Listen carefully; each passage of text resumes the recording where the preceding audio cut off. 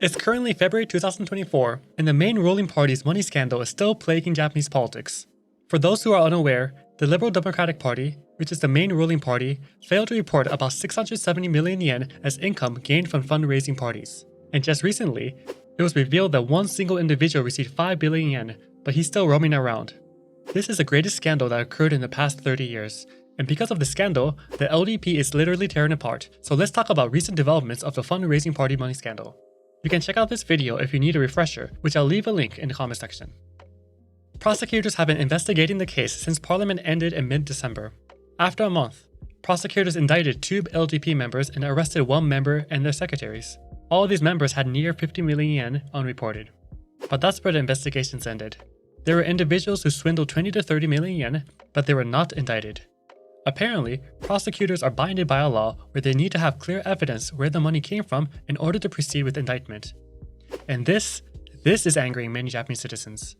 Multiple secretaries are getting arrested, but the LDP politicians with unreported yen were not indicted nor arrested.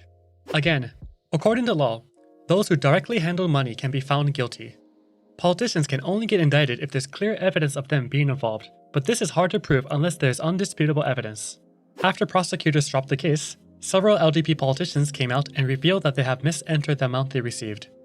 Legally, politicians can edit their tax statements and re-enter the received money as political funds, which will make that income tax-free. It was revealed that 95 out of roughly 100 politicians of the Abe faction received some form of slush fund, totaling to an amount of 670 million yen. And to top it all off, it was also revealed that Toshihiro Nikai has received 5 billion yen over a 5-year period from the LDP for political activities. That's 120,000 yen or 800 USD per hour for 24 hours, 365 days, 5 straight years. Nikai's 5 billion yen isn't illegal money as each party has the right to distribute funds, but this caused further commotion. It was evident that the public was not having any of this, so Kishida did the absolute unthinkable. He cancelled his own faction. As a matter of fact, the Abe, Nikai, Kishida, and Moriyama faction all dissolved, which breaks years and decades of LDP tradition. Moreover, Prime Minister Kishida established the LDP Reform Panel or the Seiji Sashin Honbu to propose both inter-party and legal changes that could prevent future corruption cases. This reform panel was established on January 10th, and LDP politicians, both young and old, shared concerns. This panel also had a lot of drama, especially between Suga and Aso. Suga has been clear about dissolving factions, while Aso has been a staunch defendant of factions. As of now, the Asuo and Motegi factions are the only 2 remaining factions. After 2 weeks, the LDP Reform Panel published their mid-report, so let's take a look into what the LDP politicians agreed to work on. The mid-report is a 3-page document and is divided into 4 different sections. Number 1, apology and determination. Number 2, transparency of political funds. Number 3, dissolving factions and strengthening governance. And number 4, continued efforts towards reforms. The LDP explains that they need to reform the party and regain trust from citizens. They also claim that those who are involved will explain and there will be political responsibility. The last paragraph mentions how appropriate execution is necessary, but the LDP failed. Therefore, in order to truly change and reform, the LDP established the LDP Reform Panel. In order to achieve these changes, the LDP lists a few things they plan to do. The LDP will terminate fundraising parties by policy entities, and they will terminate summer and winter financial supports from such groups. This will now force individual politicians to hold their own fundraising parties, which I thought they wanted to avoid altogether. Anyway, it will be also mandatory for any party to have a third party to monitor money flow. Strengthening compliance. It's very easy for politicians to evade responsibility and not explain the situation.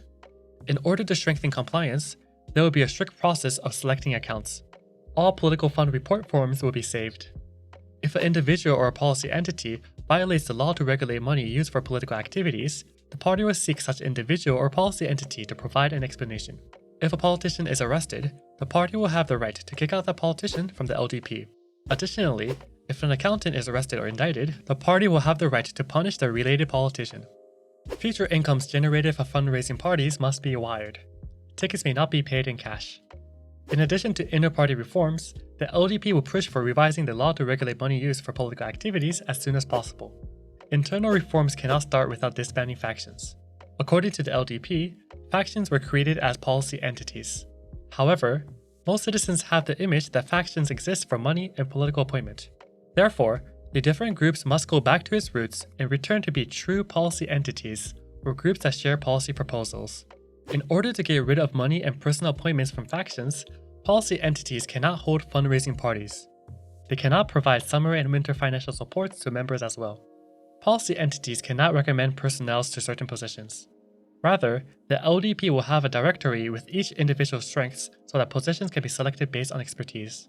If there are policy entities that violate the law to regulate money used for political activities, the LDP will temporarily close activities or dismantle the entity. And, as the new name suggests, policy entities must report their activities and share their policy proposals. Both reports and policies must be made public. And that is the content of the mid-report. As you can probably tell, citizens weren't pleased with what the LDP created. While it's true that factions cause this problem, citizens want to see the tax evaders get punished. Yes, changing the law for future cases is very crucial, but how about these tax evaders? Again, the Abe faction alone failed to report 670 million yen.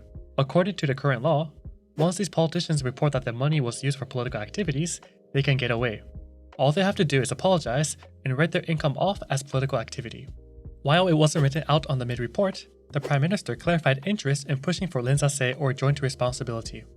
If this passes, a politician can get arrested if his or her secretary gets arrested. But again, that's not what the people want at the moment. They want to see actual consequences right now.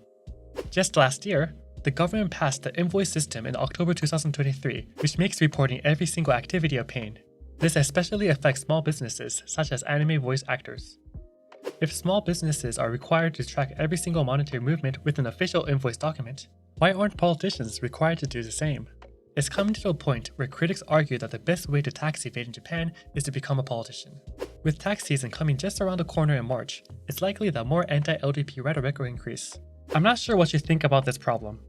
Some of you might think the amount of money isn't significant, but this isn't about the amount. This is about a democracy properly functioning based on rule of law. The LDP's proposals and decisions might be applauded by the LDP politicians themselves, but nothing is improving their image. The Kishida administration's disapproval rate is still near 75%. This boils down to a lack of transparency. The LDP is showcasing its reforms by dismantling factions, yet the party hasn't fully released numbers related to political funds. With political apathy and skepticism at an all-time high, many are losing hope for real change, and this negative attitude is the greatest threat to a democracy. Let me know your thoughts about the LDP's mid-report in the comments below. Like the video if you learned something new, and subscribe to learn more about Japanese politics.